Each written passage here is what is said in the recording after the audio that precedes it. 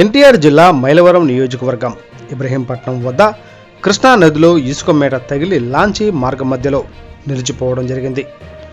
లాంచీ నిలిచిపోయిన సమయంలో లాంచీలో సుమారు 32 మంది ప్రయాణికులు. ఇసుక మేట తగిలిన మార్గ మధ్యంలో నిలిచిన లాంచీ కోసం వెళ్లిన మరో లాంచీ కూడా ఇసుక మేట తగిలి ఆగిపోవడంతో అయోమయంలో పడిన ప్రయాణికులు.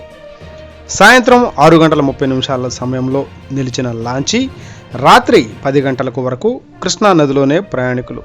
ఘటనా స్థలానికి చేరుకున్న ఇబ్రహీంపట్నం సిఐ ముత్యాల సత్యనారాయణ స్థానిక మత్స్యకారులతో మాట్లాడి ప్రయాణికులను సురక్షితంగా ఒడ్డుకు చేర్చారు. వెంటనే స్పందించి మనం ఇక్కడ లోకల్ ఫిషర్మెన్ వాళ్ళ సపోర్ట్ 2 మోటార్ బోట్లు మన స్టాఫ్ నుంచి పంపించారు. లాంచ్ ఆగిపోవడానికి కారణాలు ఏమైనా ఉన్నాయా? అది ఇసుక మేట ఎక్కువ ఉంది, వాటర్ లెవెల్ తగ్గింది, ఇసుక మేట ఎక్కువ ఉండడం వల్ల ఇసుక తగిలి ఆగింది చేస్తారు. అది ఇంకా పూర్తి స్థాయిలో వెరిఫై చేస్తారు. ఇంకో లాంచ్ కూడా ఆగిందని చెప్పి అన్నారు. అది వాళ్ళకి తీసుకుని లాంచ్ వెళ్ళింది, అది కూడా ఈ ఇసుక మేట ఎక్కడం వల్ల అది కూడా ఆగిపోయింది. అందుకని మనం వేరే సపరేట్ మోటార్ బోట్లు పంపించాం. Okay, thank you sir.